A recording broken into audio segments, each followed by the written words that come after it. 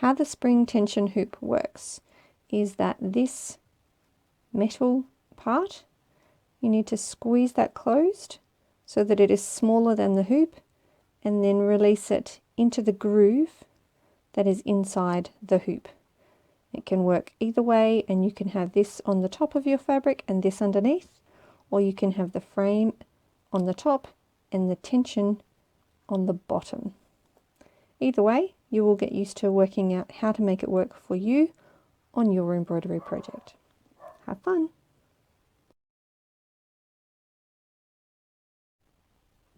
When you're using an embroidery hoop or a spring tension hoop, it's a good idea to remove it from your work.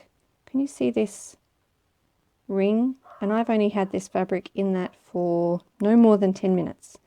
So if you were to leave this project or a project in a hoop for any length of time, you would end up with potentially a mark that may not press out. So after your evening of stitching or your afternoon of stitching, remove any sort of hoop or tension hoop from your project and let it rest, and then reinsert it next time you do a stitching session.